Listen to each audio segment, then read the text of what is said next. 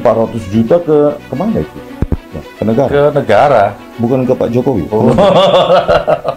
Ke negara. Saya yang tahu persis. Saya tahu persis dari ujung rambutnya sampai ujung kakinya, jiwa raganya, jasmani rohani. Saya yang tahu persis situasi, suasana batin, pikirannya. Per menit saya tahu persis. Per menit, Bang? Oh, berapa lama, Bang? Satu lapas? Publik, netizen lah, ya kan? Bang, sekalian lah mampir ke apa namanya, ke Malang dengan Ustadz Gus Nur. Jadi saya pikir iya ya, ada juga saudara soalnya di Malang, sekalian aja. Ini kan apa namanya, dua anak manusia, Gus Nur dan Bambang Tri di penjara, padahal ijazahnya yang ditampilkan di pengadilan adalah ijazah fotokopi. Benar nggak itu, Bang?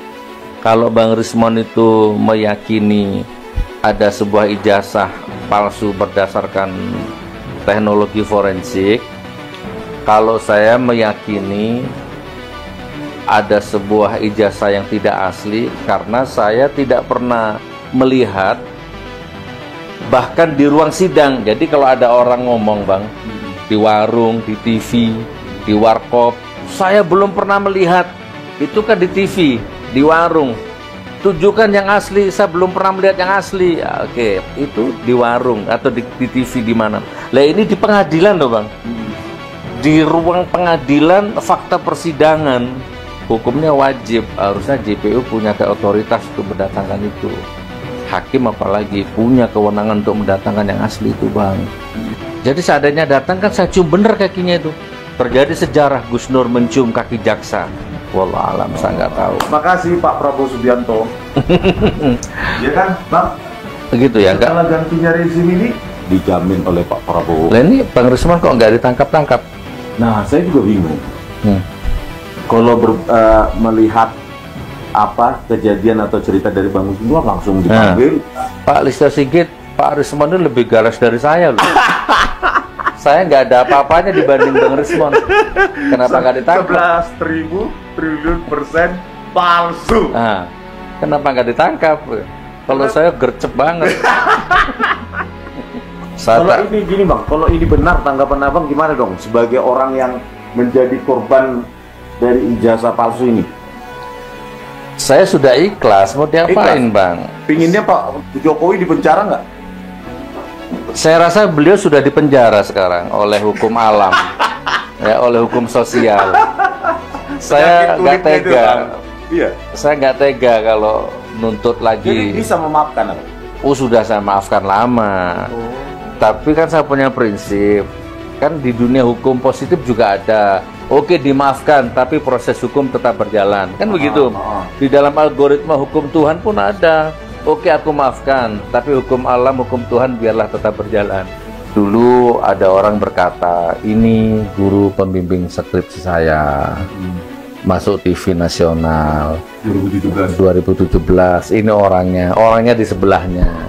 Dulu ya toh. Ini netral saya. Kalau Bapas menonton, ini aku netral ya. Aku nggak terpancing sama Bang Rismon. Ya.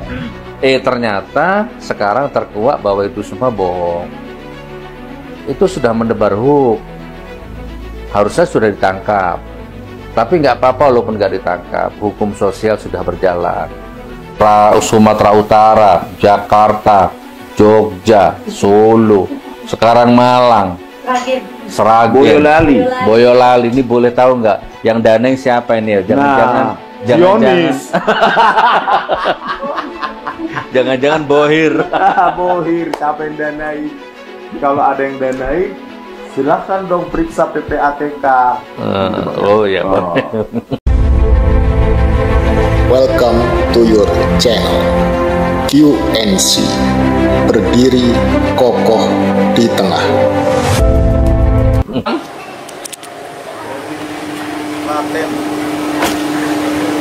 Selamat siang. Puji Tuhan, Masya Allah.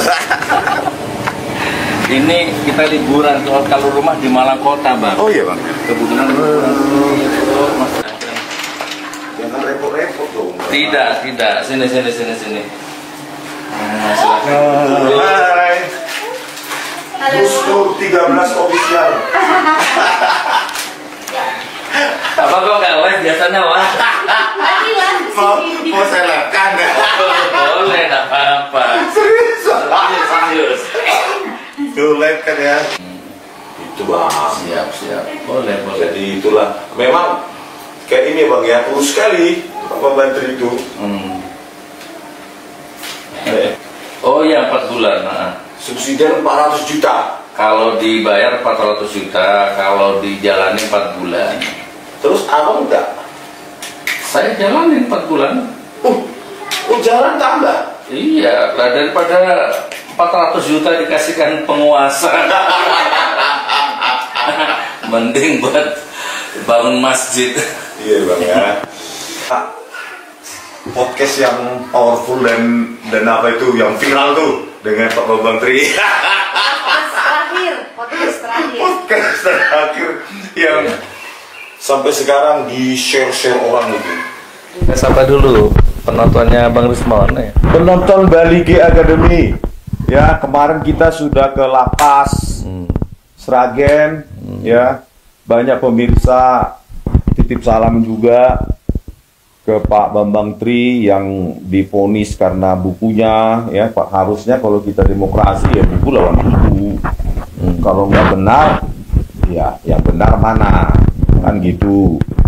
Tapi ya inilah ya faktanya, karena ada tuh bang mubahalah katanya. Karena mubahalah terus pencemaran apa bang polisi bang? Penodaan agama, pencemaran nama baik, menebarkan berita bohong, berarti dijaring semua itu bang? menebarkan kebencian antara suku dan agama. Ada 5 pasal. Suku apa itu bang? Iya. Nah itulah ya kondisinya Pak Bambang Tri. Saya selalu bilang urus secara finansial juga perlu pertolongan, dan sudah ada di deskripsi kanal saya Bank BRI Yayasan Al Khoiriyah. Oh ya. Al Khoiriyah. Kalau kalian yang punya rezeki yang sedikit, yang banyak, ya 1 miliar juga nggak apa-apa. Siap. Pemirsa, soalnya 400 juta saya bilang waktu di lapas tuh. Terus bos lapasnya juga setuju kayaknya dengan saya. Sayang sekali 400 juta Pak kalau dapat. Uangnya itu untuk membayar 4 bulan. Lebih baik uangnya itu seberapapun dapat, lebih baik untuk modal untuk menyambung hidup. Ya kan Pak, setelah dari lapas kan butuh modal. Sudah tua, nggak ada pekerjaan, nah siapa tahu untuk usaha atau apapun, daripada 400 juta ke mana itu? Nah, ke negara? Ke negara. Bukan ke Pak Jokowi? Oh. Ke negara. Ya. Ke negara 400 juta. Nah, bos di lapasnya itu setuju dengan saya. Ngapain 400 juta, sayang gitu loh. Jadi ya, kayaknya Pak Bambang Tri juga setuju.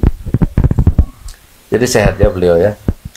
Sehat bang, tapi tahu sendirilah smoking rate-nya betul. tinggi sekali, ya kan? Tapi kurus. Seperti ada kekhawatiran kayaknya. Kekhawatiran kalau nanti keluar hidupnya bagaimana gitu loh. Saya yang tahu persis. Saya tahu persis dari ujung rambutnya sampai ujung kakinya, jiwa raganya, jasmani rohani.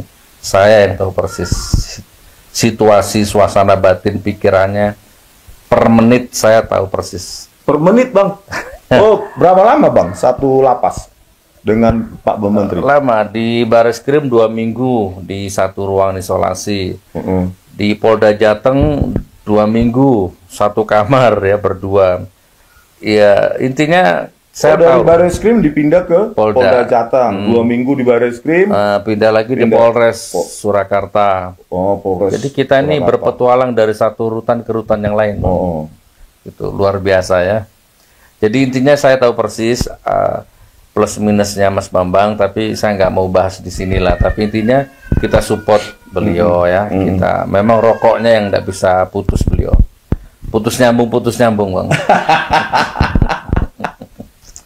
Alhamdulillah. Sebentar sih.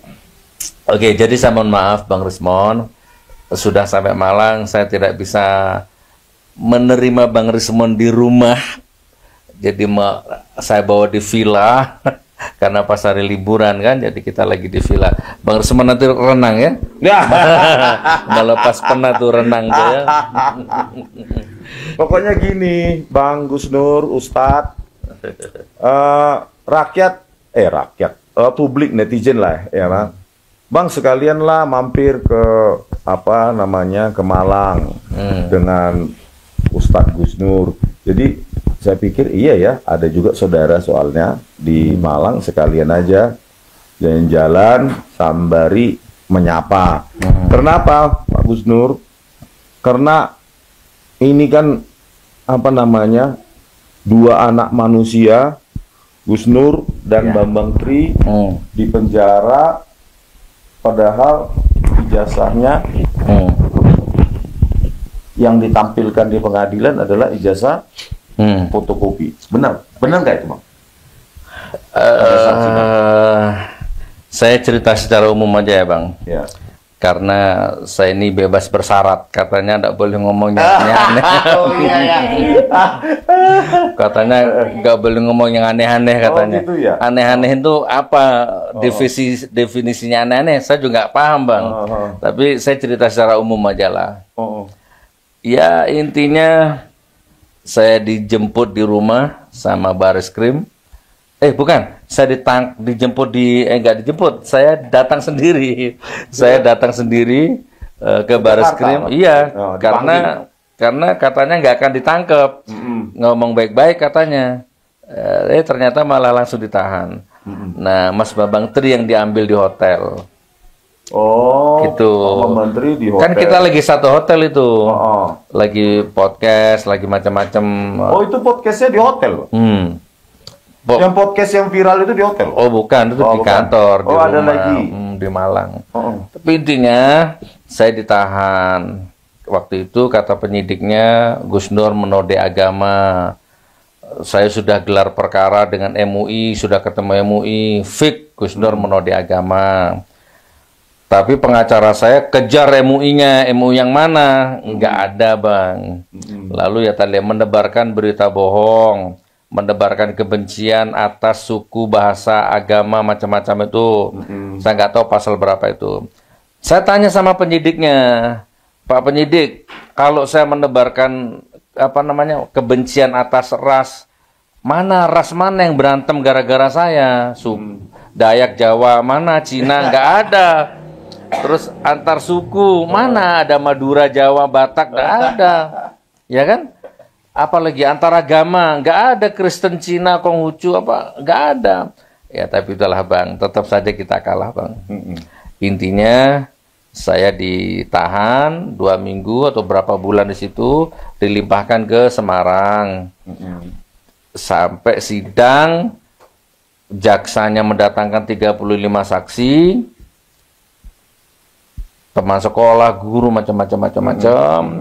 Intinya sampai sidang berakhir tidak ada itu ijazah asli itu Bang. Hanya itu aja lah secara umumnya. Jadi kalau Bang Rismon harus merokok kayaknya ya. Wah nanti Bang, nggak bisa di YouTube. Kalau Bang Rismon itu meyakini ada sebuah ijazah palsu berdasarkan teknologi forensik, kalau saya meyakini ada sebuah ijazah yang tidak asli karena saya tidak pernah melihat bahkan di ruang sidang. Jadi kalau ada orang ngomong Bang di warung, di TV, di warkop, saya belum pernah melihat. Itu kan di TV, di warung. Tunjukkan yang asli, saya belum pernah melihat yang asli. Oke, itu di warung atau di TV di mana. Lah ini di pengadilan loh Bang. Di ruang pengadilan, fakta persidangan, hukumnya wajib, harusnya JPU punya otoritas untuk mendatangkan itu. Hakim apalagi punya kewenangan untuk mendatangkan yang asli itu Bang. Makanya kalau Bang Rismon yakin berdasarkan ilmu forensik, saya yakin berdasarkan pengalaman batin Bang. Saya di penjara lebih dari 3 tahun, sidang selama 6 bulan, semua saksi ditanya, pernah lihat yang asli? Tidak pernah. Yang asli? Tidak pernah. 35 saksi. Sampai diketok palu, tok, tok, tok. Gak ada yang asli. Bahkan saking habis kesabaranku, Bang, saya bilang sama jaksanya, kalau bisa datangkan yang asli, saya cium kakimu. Iya. Ya kan? Ada itu saya tonton. Itu bahasa hukum loh, Bang. Itu bahasa di ruang sidang loh, Bang. Bukan bahasanya debat di TV, bukan, percuma. Ini bahasa di ruang sidang, di depan hakim. Saya cium kakinya, kamu Pak Jaksa. Jadi saya harus pakai bahasa dan nggak datang gitu loh, Bang. Jadi seandainya datang kan saya cium bener kakinya itu. Terjadi sejarah Gus Nur mencium kaki jaksa. Ternyata sampai ketok.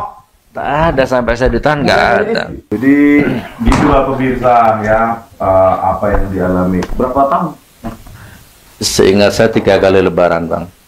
3 kali lebaran berarti 3 tahun, Bang. Jadi gini, Bang, itu bukan soal tahun. Saya merasakan penderitaannya itu 9 tahun, Bang. Loh. Kan iya. Sejak rezim 9 tahun yang lalu kan penjara itu klimaksnya, Bang. Sebelum di penjara, paspor saya dicabut. Saya nggak boleh keluar negeri. Ya kan, saya biasanya rutin khutbah di Hong Kong 3 bulan sekali. Tiba-tiba nggak boleh masuk Hong Kong. Aku sudah berdua ini sama kamera nih. Udah nyampe Hong Kong. Turun di bandara itu, tiba-tiba saya digiring ke ruang integrasi. Dia lolos, saya nggak lolos, Bang. Terus ngapain sendiri dong? Ya akhirnya tetap menggantikan saya. Kameramen lolos. Iya, saya nggak lolos. Coba nggak lolos. Nggak lolos. Coba dicek di Google, masih ada Gus Nur di boykot di Hong Kong 3 tahun. Itu di saat yang sama, Bang, Abu Janda masuk. Lolos ke Hong Kong. Masuk. Saya Ustadz Abdul Somad nggak masuk. Itu, Bang. Terus Ustadz Abdul Somad juga dilarang. Dilarang juga. Tapi sekarang sudah enggak kan? Wallahualam, saya nggak tahu. Makasih Pak Prabowo Subianto. Ya kan, Bang? Begitu ya, enggak? Setelah gantinya rezim ini, bukannya lebih baik, Bang? Enggak juga. Saya belum merasakan itu. Jadi maksudnya gimana nih? Enggak, maksudnya itu kan rezim sebelumnya, Bang. Maksudnya, nah sekarang sudah ganti rezim Pak Prabowo Subianto ini, apakah ada perbaikan terhadap kebebasan berbicara? Tadi kayak Ustadz bilang kan ke Hong Kong. Sekarang misalnya ada panggilan ke Hong Kong udah boleh kan? Kan belum pernah, belum tahu. Oh, belum ada panggilan. Tapi sejak saya bebas, saya pernah ke Singapura sekali, boleh. Boleh. Bebas. Syukur ya. Insya Allah. Ya, mudah-mudahan itu karena kebebasan berbicara dijamin oleh Pak Prabowo. Lah ini Bang Risman kok nggak ditangkap-tangkap? Nah, saya juga bingung, Bang. Kalau melihat apa kejadian atau cerita dari Bang Gus Nur langsung dipanggil, selesai itu langsung kan lebih ganas dari saya ini. Kan saya yakin kayaknya apa ada pengaruh karena ganti rezim itu. Wallahualam. Jadi Pak Listio Sigit, Pak Risman itu lebih ganas dari saya loh. Saya nggak ada apa-apanya dibanding Bang Risman. Kenapa nggak ditangkap? 11.000 triliun persen palsu. Kenapa nggak ditangkap? Kalau saya gercep banget. 3 tahun dan kuyo-kuyonya selama 9 tahun. Tahu kuyo-kuyo? Kuyo-kuyo itu, persekusi, intimidasi itu 9 tahun saya rasakan. Beli tanah di sana direcokin, beli bangun pesantren di sana direcokin, ngaji di sana dibubarin, ngaji di sana dibubarin, kejar terus. Ya tapi itu ya gini, Bang. Kalau ini gini, Bang, kalau ini benar tanggapan Abang gimana dong sebagai orang yang menjadi korban dari ijazah palsu ini? Saya sudah ikhlas, mau diapain, Bang? Pinginnya Pak Jokowi dipenjara nggak? Saya rasa beliau sudah dipenjara sekarang oleh hukum alam, ya, oleh hukum sosial. Saya nggak tega. Iya. Saya nggak tega kalau nuntut lagi. Jadi bisa memaafkan apa? Oh, sudah saya maafkan lama. Tapi kan saya punya prinsip. Kan di dunia hukum positif juga ada. Oke, dimaafkan, tapi proses hukum tetap berjalan. Kan begitu. Di dalam algoritma hukum Tuhan pun ada. Oke, aku maafkan, tapi hukum alam, hukum Tuhan biarlah tetap berjalan. Karena luar biasa ya. Karena di posisi saya, Bas Bambang Tri, di posisi sekarang, kalau nggak memaafkan rezim, rugi kita, Bang. Oh, kok rugi? Orang sabar itu disayang Tuhan. Oh iya. Orang memaafkan itu lebih dekat sama Tuhan. Oh, iya, Lah kita sudah menderita 9 tahun, nggak minta ganti rugi, Bang. terus kita nggak memaafkan, kan rugi, Bang. Ganti rugi sudah diganti rugi sama Tuhan lah. Oh, iya. Saya dipanggil, dilaporkan 3 kali, Bang. 3 kali dilaporkan, 3 kali disidang, 3 kali aset saya disita, Bang. Kamera, laptop, handphone. Itu kalau dikurus duit 80 jutaan, Bang. Itu sering kita sampaikan, ternyata tapi aset, undang-undang aset perampasan aset koruptor nggak pernah disahkan, Bang. Aset saya dirampas terus, Bang. Nah, jadi gini, pertanyaannya Bang Rismon tadi, saya jawab secara umum saja. Saya jawab secara umum ya. Saya hanya melihat dan menganalisa. Dulu ada orang berkata, ini guru pembimbing skripsi saya, masuk TV nasional 2017. Ini orangnya di sebelahnya. Dulu ya toh. Ini netral saya. Kalau Bapas menonton, ini aku netral ya. Aku nggak terpancing sama Bang Rismon. Ya. Ternyata sekarang terkuak bahwa itu semua bohong. Itu sudah mendebar hoax. Harusnya sudah ditangkap. Tapi nggak apa-apa walaupun nggak ditangkap. Hukum sosial sudah berjalan. Ini kalau kita urai, Bang, ada 78 lebih, termasuk SMK, Indosat, tidak impor, ternyata impor, tidak utang, ternyata utang. Banyak sekali lah. Nah, itu salah satu pembimbing skripsi tadi. Semakin ke sini terus terungkap terus. Kedustaannya terus terungkap. Jadi, tapi inilah hukum alam gitu ya. Tidak akan sampai kiamat pun tetap akan ada yang membela, Bang. Entah itu pengacara, entah itu relawan, tetap akan ada. Itu hukum alam namanya. Jadi kita nanti kembalikan sama hukum Tuhan sajalah. Ini kan sudah mulai dieliminasi sama hukum Tuhan ini ya. Mana yang benar, mana yang membela kebenaran, mana yang membela uang, kan sudah lama-lama tereliminasi, Bang. Itu sih, Bang, tanggapan saya. Yang kedua,